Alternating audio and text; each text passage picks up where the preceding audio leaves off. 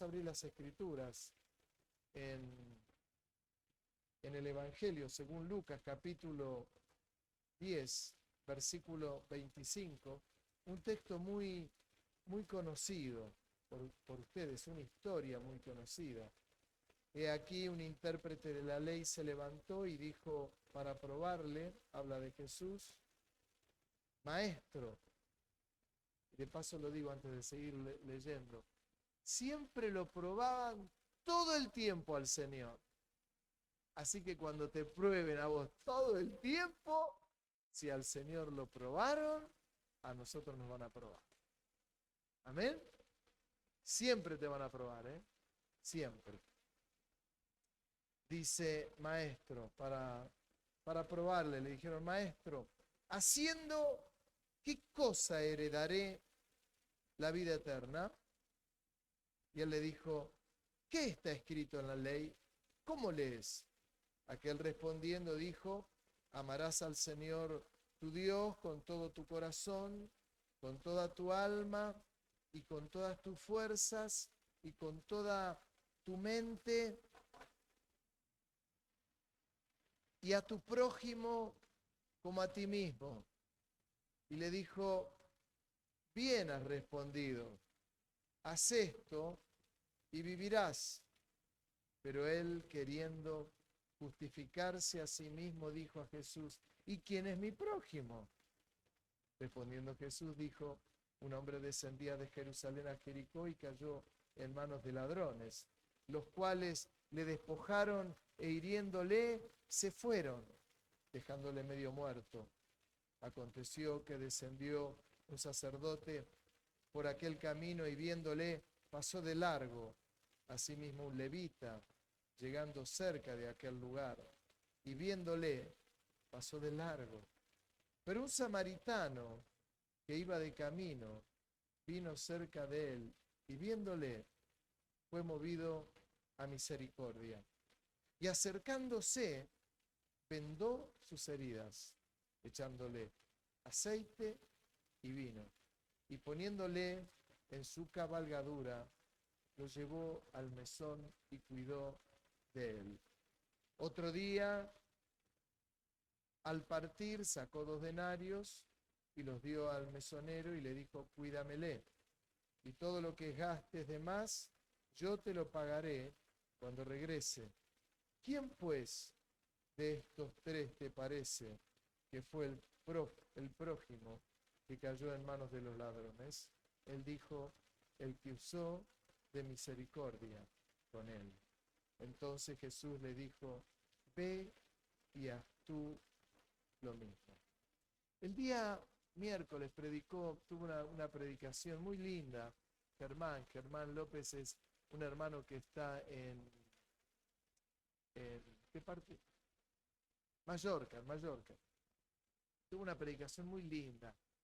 Y el Señor venía hablándome, él habló del hijo pródigo y de la importancia cuando el hijo pródigo llega, la actitud del hijo menor, la del padre. Una predicación muy linda, está en YouTube, escúchela. Y, y el Señor venía hablándome de, de cómo muchas veces la gente llega al camino del Señor. Y lo, la palabra que a mí me sonaba todo el tiempo era la palabra roto. Roto.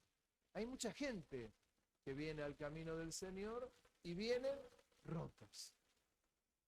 Vienen rotos. Por algo el Señor dijo claramente y dijo, los sanos no tienen necesidad de médico, sino los enfermos. Es decir, que el que viene al Señor viene porque le necesita. Unos vienen con alguna cosa, otros con poca cosa. Es como cuando uno va al médico clínico y dice, mira, vengo anualmente a hacerme el chequeo anual. ¿Qué problema tenés? No, la verdad que no, mirá, tengo una pequeña urticaria. Una urticaria es nada, bueno, ya está. Pero está el otro que tiene una fractura. Y está el otro que tiene un golpe en la cabeza. Ni qué decirle el que tiene un tumor o el que tiene un problema cardíaco. o el que tiene un problema serio de toda índole en los intestinos, en los riñones, en el hígado, en el cerebro, hay todo tipo de enfermedad. Pero todo el que viene delante del Señor es porque tiene una necesidad. Cuando venimos ante esta necesidad, no solamente hablo de un dolor físico, sino que tenemos una necesidad, a veces de todo tipo de índole, pero hay una necesidad que todos la tenemos y que somos pecadores. No hay problema. Y venimos delante del Señor para que Él limpie nuestro pecado, nos quite nuestra culpa, nos haga sus hijos, le recibimos, tenemos comunión con Él, le conocemos, le amamos. Pero hemos venido porque tenemos una necesidad. El sano no tiene necesidad de médico. Me gusta el texto de Corintios cuando el apóstol Pablo dice que la palabra de la cruz es locura para los que se pierden, pero para nosotros es poder de Dios. Me gusta porque la cruz habla de esa bisagra en la vida de una persona que es, ¿soy del Señor o no soy del Señor? Para el que es locura y no es del Señor, porque es locura a los que se pierden, pero para nosotros es poder de Dios. Y ese poder de Dios lo que hace es una obra importante en nuestro corazón. Por eso yo les mencionaba cuántas veces viene gente tremendamente rota, uno los ve entero y están bien, no tienen ninguna enfermedad, no tienen un problema en la piel, no tienen un problema cardiológico, no tienen un problema en los riñones, no tienen un problema en el estómago, pero tiene un problema en lo emocional muy fuerte, a veces por fracturas emocionales, a veces por cuestiones de todo tipo de índole, y son personas que vienen heridas. Para esto muchas veces hay iglesias que trabajan mucho con la sanidad interior, y con la sanidad interior se abocan a la persona y tienen charlas y horas, como si fueran psicólogos, horas y horas, la sanidad interior. Nosotros tenemos, y yo tengo un concepto totalmente distinto, no voy por la línea de la sanidad interior. A mí me gusta el texto también de 1 Corintios cuando el apóstol Pablo dice, nosotros mirando como en un espejo la gloria del Señor, somos transformados a su imagen. Es decir, que cuando nosotros buscamos la presencia de Dios, miramos la presencia de Dios, nos acercamos a la presencia del Señor, soy transformado a la imagen y semejanza de Dios. ¿Dónde ocurre la verdadera sanidad del alma? Es en la presencia de Dios. Usted se encuentra con el Señor y se acabaron todos los problemas. No tengo que recurrir a la infancia tuya, a ver qué te ocurrió, Juan Domingo, a ver qué te ocurrió cuando tenías 4 años, qué te hizo tu papá cuando te pegó un chirro en la cola, cuando te daba con el cinturón, porque entonces le daban con el cinturón, ¿no? Con la varita le daban a algunos. Después fue variando todo, fue cambiando todo de tal manera que hoy los pibes se suben arriba de la cabeza y está todo bien, pero antes nos daban. Bueno, no hay que recurrir a la sanidad interior. ¿Qué es eso de la sanidad interior? Es un gran invento donde la iglesia quiere solucionar de manera natural lo que hay que solucionar de manera espiritual. Hay gente cuando a veces algunos dicen, a ver, ¿cómo hay que hacer para solucionar algunas cosas? Y de paso lo digo, no quiere decir que a veces uno no tenga que tener entrevistas con la gente y hablar con la gente. Muchas veces vamos a hablar con la gente, entrevisto a mucha gente y siempre la voy a orientar por el lado del Señor. Siempre. Los voy a escuchar, les voy a dar un consejo, los voy a guiar, vamos a orar, vamos a ayunar. Todo maravilloso, pero siempre el que hace la obra es el Espíritu Santo. Hay un ejemplo que para mí es maravilloso, que es Ana, en el libro de Samuel, cuando dice que Ana era una mujer que no podía tener hijos y estaba Penina, que era la otra mujer que tenía Elcana, no era el policía, Elcana, como dicen algunos, Elcana, no, era Elcana todo junto, y tenía 2 esposas, Penina y Ana. De paso lo digo, ahora puede tener una sola mujer, no puede tener 2. ¿Está bien? Pero Tenía 2 esposas, era el Antiguo Testamento, una tenía hijos, Penina, y se burlaba de Ana porque Ana no podía tener hijos. Y estaba Ana para traer la ofrenda que le había dado el Cana, le había dado la ofrenda para venir, y ella estaba llorando y movía los labios y estaba clamando a Dios para que le dé un hijo. Y el sacerdote Elí la tuvo por ebria y le dijo: mujer, digiere tu vino. Y le dijo: no estoy borracha, tu sierva está quebrantada. Y Elí pudo interpretar lo que le estaba ocurriendo y le dice: el Señor intervenga en tu necesidad. Lo único que le dijo. Y de hecho Dios intervino, porque le dio un hijo. Y el hijo, ella había dicho: si Dios me da un hijo, lo voy a presentar y lo voy a llevar al templo. Y el hijo que tuvo fue Samuel. Y lo llevó al templo. Y después tuvo como una cantidad importante de hijos, creo que como 5 hijos más. Es decir, que el Señor escuchó. No hubo que intervenir con la famosa sanidad interior, sino que el Espíritu Santo hizo la obra ante el clamor de ella misma en la presencia del Señor. Ahora, muchas veces viene gente que viene rota, viene herida, porque la iglesia es un hospital. Yo lo he dicho muchas veces, la iglesia es un hospital. En la antigüedad Moisés hizo ciudades de refugio. Lo he explicado muchas veces. En la ciudad de refugio iba cuando uno mataba a alguien accidentalmente, existía el ojo por ojo y diente por diente, es decir, que se mataban a un familiar tuyo, vos podías ir y vengarte, pero si esa persona entraba en la ciudad de refugio, nadie lo podía tocar. Es decir, que la ciudad de refugio era un lugar donde el que mataba a alguien accidentalmente podía estar allí y ahí nadie lo podía tocar. La iglesia es esto. La iglesia es un hospital. La iglesia es un hospital donde viene gente con necesidad de toda índole. Algunos necesidad del Señor y ahí tienen que ser llenos del Señor. Otros porque tienen culpa, otros porque se dan cuenta que tienen pecado, otros porque su vida tiene que ser transformada, otra cantidad de cosas. Interminable. Sin embargo, tienen que ocurrir estas cosas, tiene que ocurrir el obrar del Espíritu Santo en las vidas. Y el Señor, cuando le habla aquel conocedor de la ley y le dice: Señor, ¿qué haré para heredar la vida eterna? Y le dice: ¿qué está escrito? Si vos conocés la ley, amarás al Señor con todo tu corazón, con toda tu alma, con toda tu mente, con todas tus fuerzas. Mire cómo hay que amar a Dios. Le dice: pero a tu prójimo como a ti mismo. Y entonces él, para probarlo, le dice: ¿y quién es mi prójimo? Y ese dice: te doy un ejemplo. Hay un hombre que recibe una paliza por gente, y había un sacerdote y había un levita, las autoridades máximas, y pasaron de largo. Pero había un samaritano que prestó atención a la persona que le habían dado una paliza, curó sus heridas, le puso aceite, le puso vino, que de paso lo digo, tipifican al Espíritu Santo. Mire el ejemplo que le da el Señor. El samaritano le pone aceite, oh casualidad, o le pone vino, oh casualidad.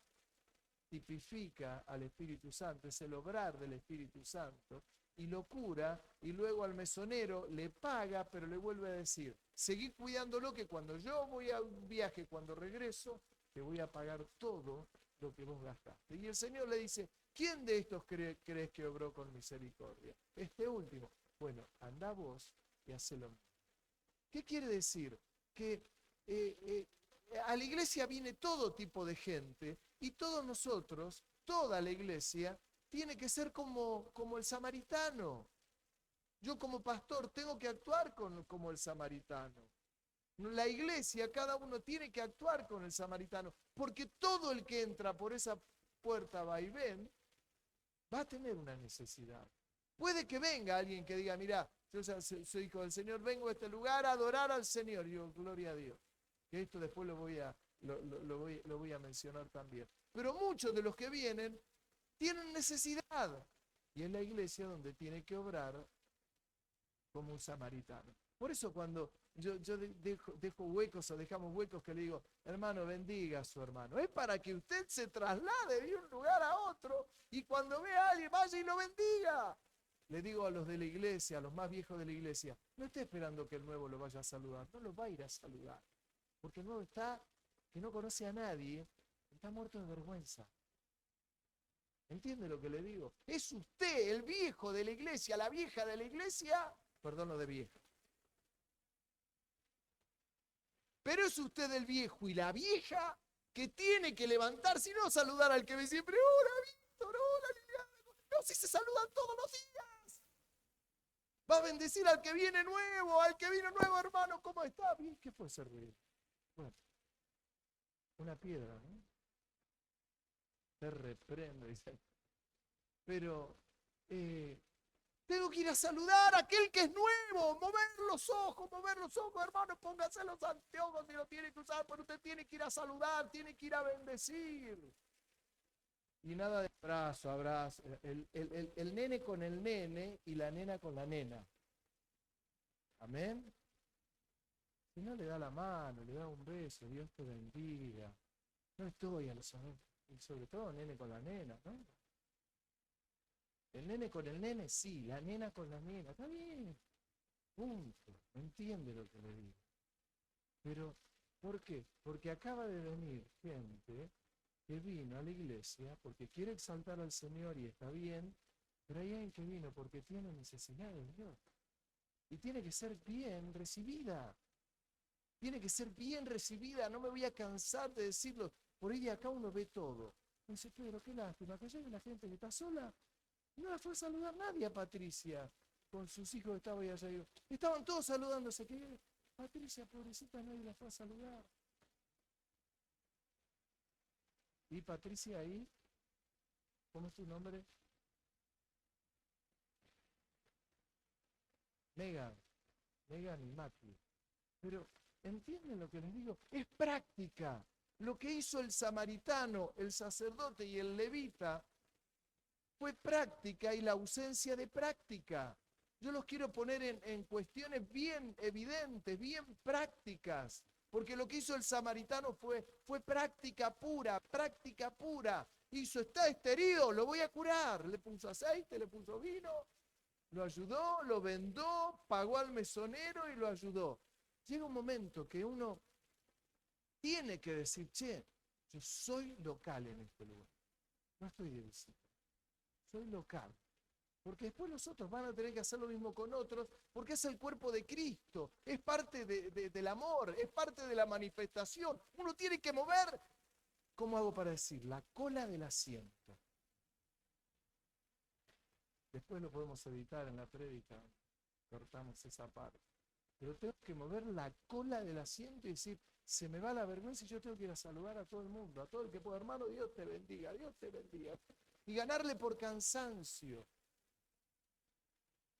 No para ir a sonsacar algo de su vida, para bendecirlo, para amarlo. Porque es parte del amor.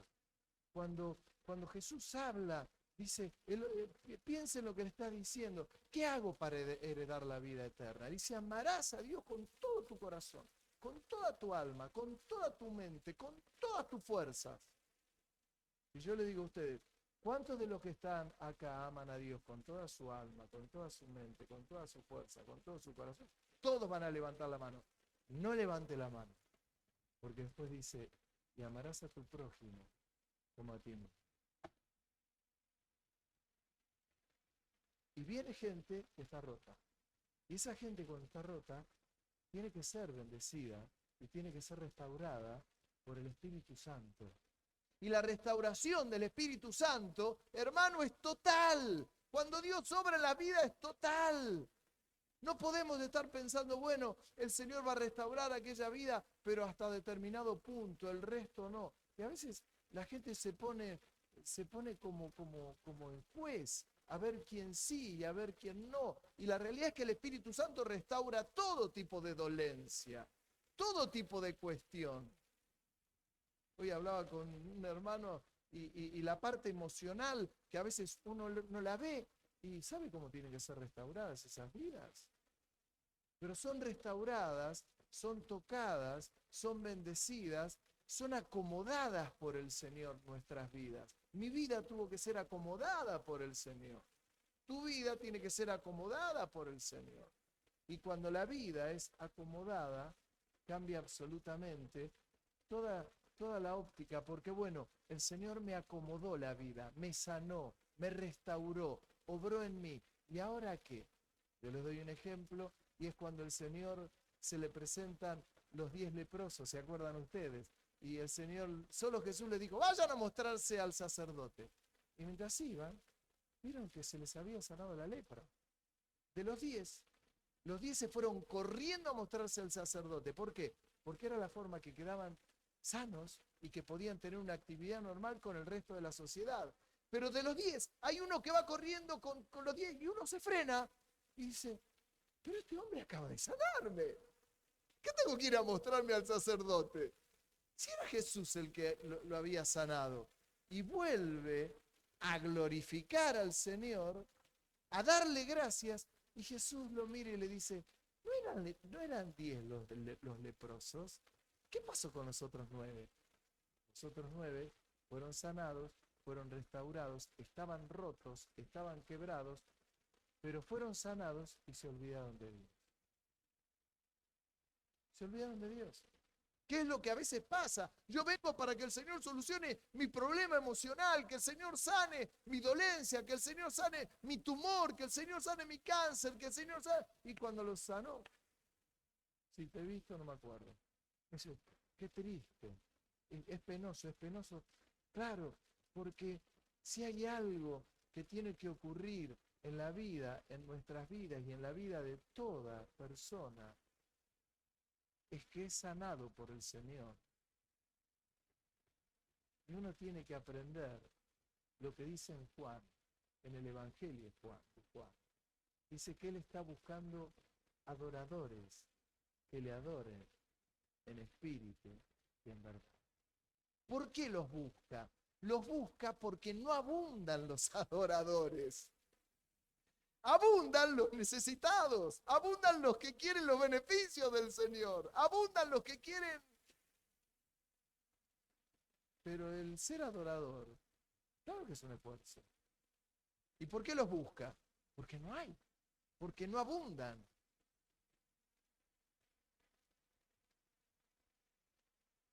Y lo que nos tiene que pasar a los rotos es que tenemos que adorar al Señor.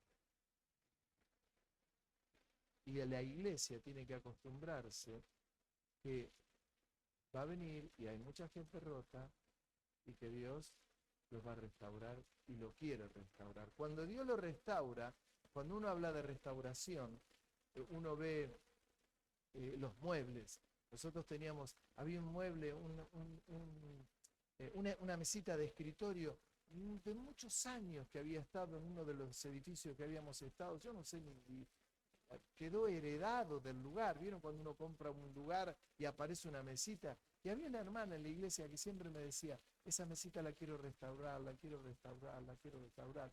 Y un día nuestra hermana Graciela dice, me voy a llevar la mesita y la voy a restaurar. Nos devolvió la mesita esa, un escritorio precioso, restaurado, dejado a nuevo. Una madera distinta, de roble debería ser, algo precioso, bien hecho. Y todo barnizado, quedó restaurado, quedó nuevo. Así ocurre con nuestra vida. Está gastada, machacada, y el Señor la restaura y la deja. Lo que tenemos que aprender, que Él lo deja nuevo, y lo deja nuevo para Él, para Él. Pero acostúmbrese a que las vidas tienen que ser restauradas. Pueden ser restauradas, deben ser restauradas. Pero aquel era un malhechor, un delincuente. No, pastor, tenga cuidado, ni lo recibe. No, al contrario. Dejemos que el Espíritu Santo lo pueda restaurar. No, pero usted no sabe lo que era. Y mirá lo que era Pedro. Y mirá lo que era Pablo. ¿Qué creen que era? ¿Quiénes creen que eran los discípulos del Señor, los apóstoles del Señor? ¿Quiénes creemos que eran? No eran cositas, fueron restaurados por el Espíritu Santo, por el obrar de Dios. Ahora, hay algo que tenemos que mentalizarnos. La iglesia tiene que darse cuenta que las vidas pueden ser restauradas. A veces uno puede, no quiero poner un ejemplo de algo determinado para no caer en algo feo, pero todo puede ser cambiado. Todo debe ser cambiado.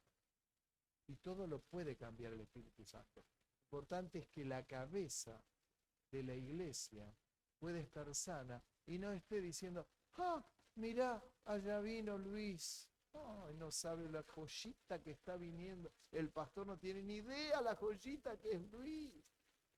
No sabe, está viniendo Richard. ¡Ay, ese Richard! Oh. ¿Qué tenés para decir?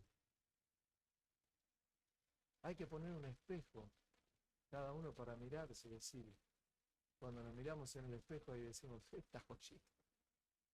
Yo una vez lo conté y me causó tanta gracia. Iba por la peatonal, estaba trabajando, iba con mi agenda caminando por la peatonal, concentrado, y paso por un negocio y miro así en el vidrio y me veo y me asusté de mí mismo. Me asusté. Me miré así y dice así, ¡oh! Mira yo.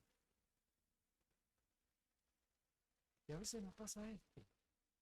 Tenemos que darnos cuenta también de dónde nos ha sacado el Señor. Yo les aclaro, yo no fui nunca un delincuente, jamás consumí droga, nunca fui un borracho, pero el Señor tuvo que limpiar mis miserias. ¿Usted cree que no? ¿Ustedes creen que no? Todos hemos tenido miserias y hemos venido rotos unos de una manera y otros de otro, y el Señor ha tenido que obrar. Ahora, quiero mencionar otra área. Primero mencionar algo que dijo Bob Mumford, que fue un escritor, que dijo, los cristianos somos el único ejército que le dispara a sus heridos. Qué interesante. Hay otro autor que decía que la iglesia es el único ejército que termina de matar a sus heridos. Y cualquier ejército, cuando ve que hay una persona que está herido, quedó herido, lo toman, iba a la famosa Cruz Roja, ahora ya no quieren imaginar cómo puede ser una guerra ahora con la inteligencia artificial y todo, debe ser algo, ni pensarlo porque debe ser terrible. Pero antes caía, en la Segunda Guerra Mundial había alguien que estaba herido y estaban los médicos, que los médicos estaban distinguidos con sus brazaletes, con sus cascos, con la Cruz Roja, y sabían que a los médicos no les podían tirar el enemigo, y ellos iban y rescataban a los soldados heridos, los tomaban y los llevaban a los hospitales, a las tiendas especiales que habían allí, los curaban, los mandaban de nuevo a su país de origen porque estaban mal heridos o estaban heridos. Los ejércitos cuidaban a los heridos. Pero a veces es verdad que la iglesia cometemos el error de a los heridos terminar de matarlos. Mirá lo que hizo fulano de tal. Mirá lo que hizo fulana. Mirá, uy, qué tremendo. Y se caí, qué tremendo. Y no nos damos cuenta que si el Señor nos mide con el mismo centímetro, hermano, no queda nada de nosotros, ni polvo. ¿Usted me entiende lo que digo? No. ¿Coincide con esto o no? ¿Seguro? Ahora, mire lo que le quiero compartir. David, yendo un montón de años para atrás, en un momento él tuvo que huir de Saúl. Él tenía que huir porque Saúl lo buscaba para matar. Él en un determinado momento de su vida, en 1 de Samuel capítulo 22, verso 1, dije 1 de Samuel 22, 1, dice, yéndose luego David de allí, estaba huyendo, huyó a la cueva de Adulam. Y cuando sus hermanos y toda la casa de su padre lo supieron, vinieron allí a él. Y se juntaron con él, con David, escuche, todos los afligidos, todos los que estaban endeudados, todos los que se hallaban en amargura de espíritu, y fue hecho jefe de ellos, y tuvo consigo como 400 hombres. Es decir que a alguien que estaba huyendo de Saúl, David, porque lo quería matar, se va a una cueva de Adulam y a esa cueva van todos los sinvergüenzas, todos los que tenían amargura de espíritu, todos los que estaban con dificultades, todos los malos, todos.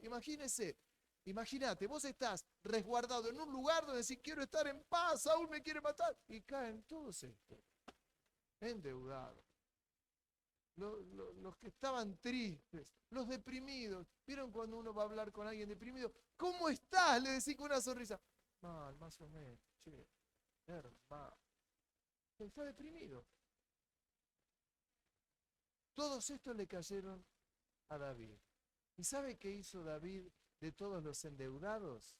Lo quiero decir de nuevo porque es interesante. Vinieron a David todos los que estaban, se juntaron todos los afligidos. Yo conozco su mente, está pensando a ver quién es el afligido acá, ¿no? Todos los que estaban endeudados. ¿Cuántos endeudados hay en la iglesia?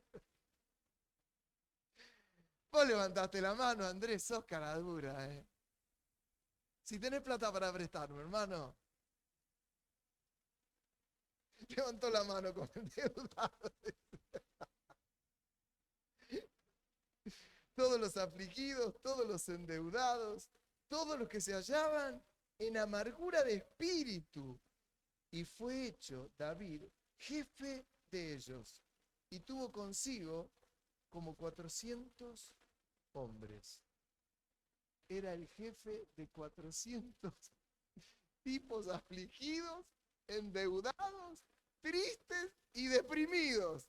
Imagínense, es el jefe, dice, vamos a triunfar en todo. Y no sé si podemos. Vamos a ir a la guerra.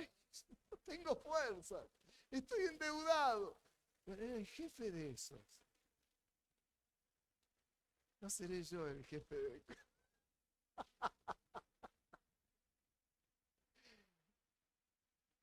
¿Sabe? Habla unos capítulos más adelante, en el capítulo 30 de primera de Samuel. David iba con esos 400 a tomar determinados lugares y Dios le daba la victoria. ¿Entiende lo que le estoy diciendo? Estaba con 400 afligidos y el Espíritu Santo se movía ahí.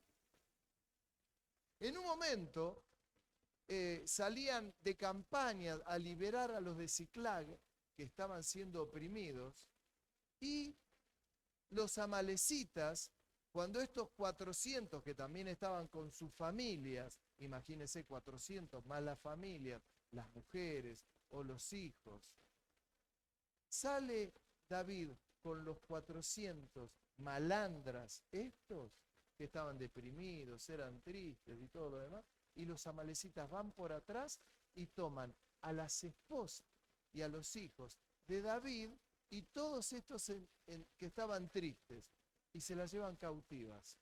Cuando llegan David con los 400 hombres, hablaron de apedrearlo a David porque habían ido a liberar a los de Ziklag. Entonces David, ¿qué hizo? No se puso triste, dice, se fortaleció en Dios. ¿Y qué hizo? Comenzó a buscar a Dios. Y Dios le habla y hace traer el efod. Y cuando trae el efod, que era lo que usaban los sacerdotes, le preguntan a Dios y le dice, iré a recuperar a la gente, ¿dónde la voy a buscar? Y Dios le da la respuesta y le dice, anda a buscarlos. Te digo dónde. Y mientras los van a buscar, encuentran en el camino, escuche bien, así no pierde el hilo, a un egipcio que estaba tirado y herido. David lo ve, le digo, vamos a atenderlo. Lo alimentan, le dan agua, comida y le dicen, ¿de dónde venís? Y el egipcio dice, yo estaba con los de Amalek, pero mi dueño, como me vio enfermo, me abandonó. Y David le dice, ¿a dónde se fueron los de Amalek? Y el egipcio le dice, te digo, pero por favor guarda mi vida. Sí, guardo tu vida. ¿A dónde debo? A tal lugar. Y esos eran los que habían tomado a las esposas de David y a los hijos de los demás y a las mujeres de los otros que combatían con David. Van a buscarlos, les caen de noche, les dan una paliza tremenda, recuperan su familia, pero también se quedan con los bienes de los de Amalek.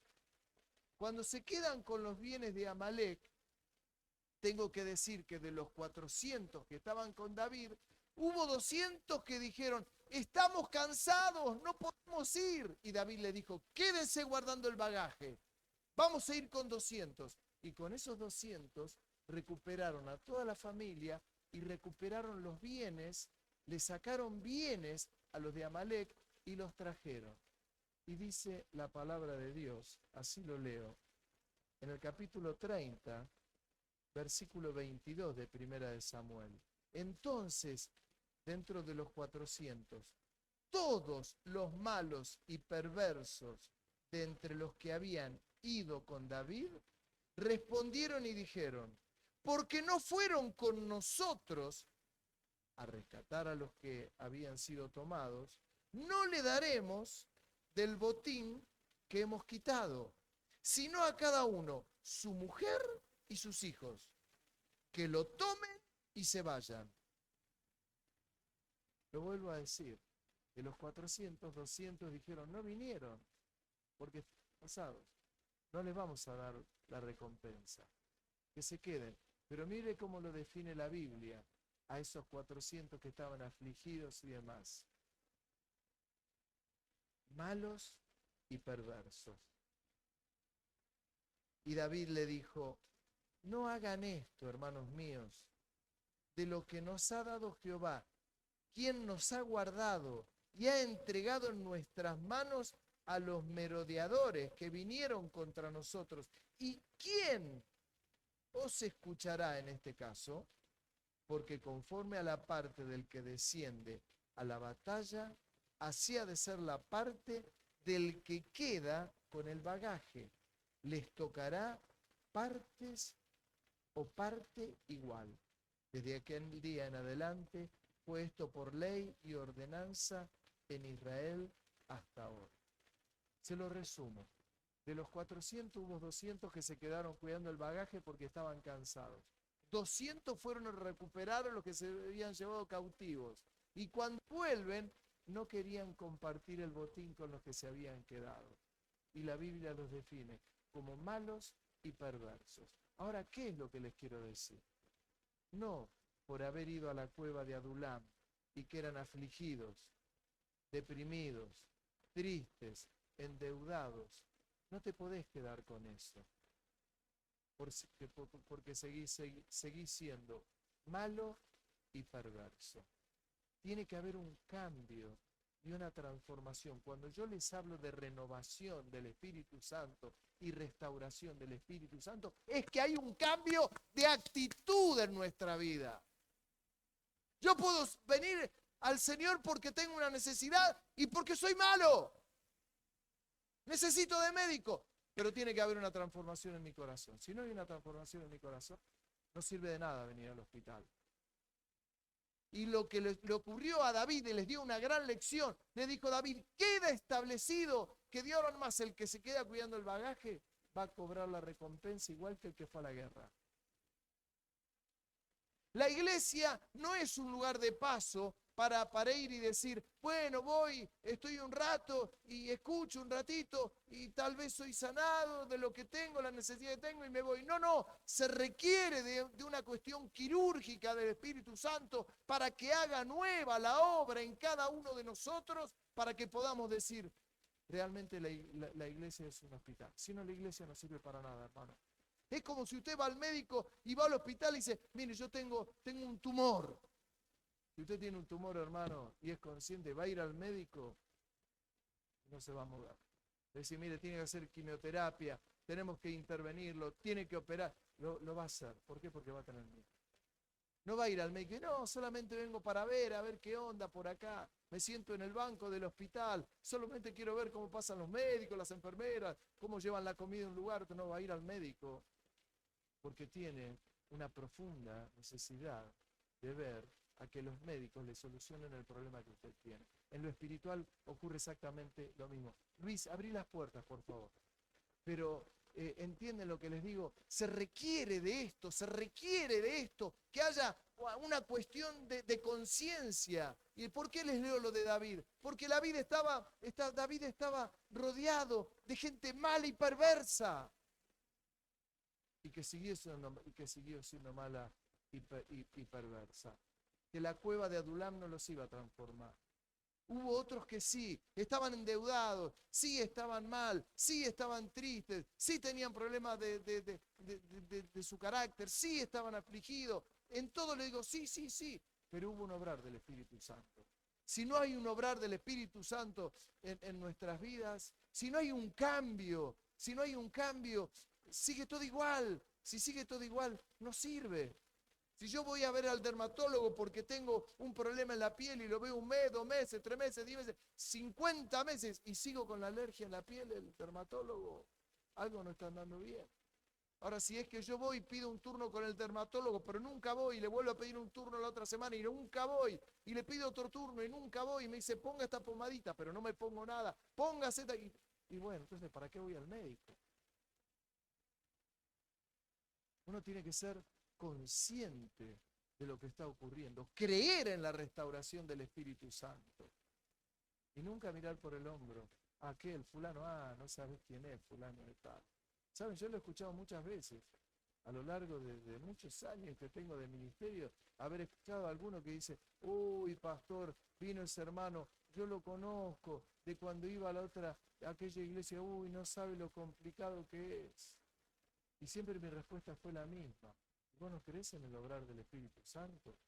¿Y no creés que realmente Dios puede cambiar a esa persona? ¿Por qué crees que está viniendo al lugar? Porque necesita del Señor. No está viniendo porque le sobra. Está viniendo porque le falta. Uy, no sabe lo que... No, nunca, les aclaro, nunca de los que están acá alguno me ha venido a decir, no sabe jamás, gracias a Dios, no lo haga. No lo haga. Porque el obrar del Espíritu Santo no se detiene. No se detiene. Los malandras más malandras han sido transformados por el Espíritu Santo. Uno no debe dejar de creer en el poder de Dios. Cuando yo les mencionaba el texto de Corintios, que la palabra de la cruz es locura a los que se pierden, pero a nosotros es poder de Dios. Es este poder de Dios transformador. Transformador. Los que estaban en la cueva de Adulam, algunos fueron transformados, otros siguieron siendo malandras. Era el ejército de David. Era el ejército de David. Y Dios lo usaba. Y Dios se movía, y Dios se movía. Pero sabe, había algo que tenía claro David, y es que él se fortalecía en Jehová. Él se fortalecía en él. Cuando uno se aferra al Señor, no estoy acá bueno, no por las caritas, no porque hay buena gente, no porque mirá Mario la cara de bueno que tiene, no sabe fulano, no. Estoy por la presencia de Dios y voy a amar a mi prójimo. ¿Sabe? Entre mis prójimos hay todo tipo de personas. Te vas a encontrar con personas débiles, con personas fuertes, te vas a encontrar con endeudados, te vas a encontrar con afligidos, te vas a encontrar con gente que han pasado por un montón de cosas, por enfermedades, por divorcios, por todo tipo de violencia, de todo tipo, hombres y mujeres. Pero la iglesia siempre tiene que ser un hospital. El día que dejemos de ser hospital espiritual, ese día vamos a tener problemas. Es la ciudad de refugio. Todos los que necesitamos al Señor. Todos lo necesitamos al Señor. Y es la cueva de Adulam. Hay una iglesia acá en la ciudad que se llama la cueva de Adulam. Y a mí me sacó una sonrisa. Porque hay que ponerle una iglesia a la cueva de Adulam. Hay que ponerle. Bueno, hay una iglesia que alguien sintió ponerle el nombre, la cueva de Adulam. Y ahí está la cueva de Adulam. ¿Qué va a ser? Nosotros somos ríos de vida. Pero de una manera u otra, el Espíritu Santo tiene que obrar en nuestras vidas y lo quiere hacer. Amén. Hoy es un día que vamos a participar de la Cena del Señor y que es maravilloso poder participar de la Cena del Señor, porque tipifica el cuerpo y la sangre del Señor, el sacrificio del Señor, que nos compró, y es tan precioso, tan precioso. Yo les voy a pedir, como vengo haciéndolo últimamente, a todos los que se están encargando de la limpieza de este lugar, que usted lo ve que está tan limpio. Lo vamos a sumar a Richard, que sacó una planta acá el otro día. Lo tendría que ver a Richard. Hay 9 plantas de esas que tenemos.